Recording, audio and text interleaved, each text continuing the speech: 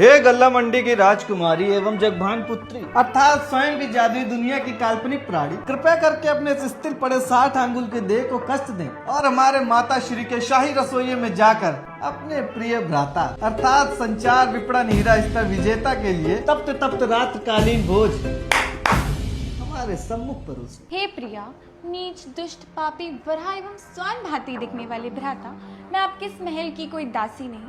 कृपया करके अपनी इस काली जिह्वा पे विराम दें, अन्यथा हमारी चरण पादुकर आपके श्रावित होते हुए केशों वाला शीश दोनों ही सम्मुख होंगे। अगर आप अपने देह की दुर्गति नहीं चाहते हैं तो अपना काम स्वयं करें। ठहरो!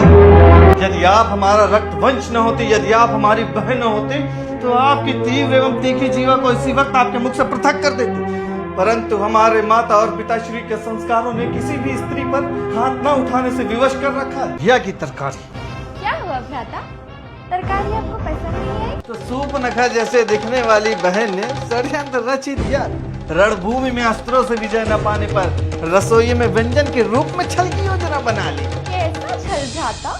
मैं तो अपने माता पिता के वचनों का पालन करती हूँ, और उनके वचनों में भला अपने प्रिय पुत्र के लिए क्या छल हो सकता है? और घिया की तरकारी कोई विष थोड़ी है भ्राता। हे मेरी प्यारी कपटी बहन, आप इस बात से भली भांति अवगत हैं कि घिया की तरकारी हमारे लिए किसी विष से कम नहीं। और जब जब आपको शाही रसोई में जाकर स्वादिष्ट पकवान पकाने का अवसर मिलता है, तब तब आप अपने व्यंजनों की कूटनीति से अपना प्रतिशोध पूर्ण करती हैं।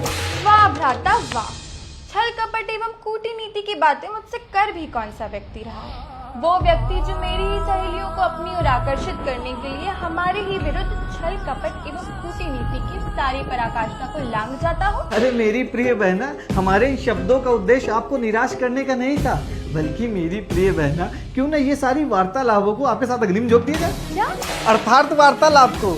अरे मेरी प्रिय बहना, मुझे पता है आप अपने प्रिय भ्राता को इस तरह भूखा नहीं देख सकती।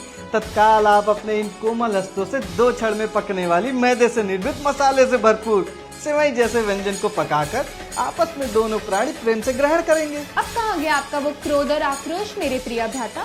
मैं आपके इन चिकने चुपे षड्यंत्र में नहीं आने वाली।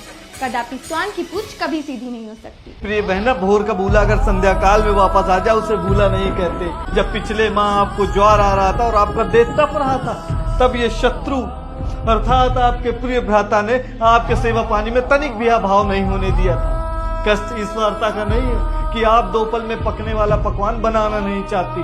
कष्ट तो अब इस बात का है कि अब गल्ला मंडी के उत्तराधिकारी को रसोई में जाना पड़ेगा।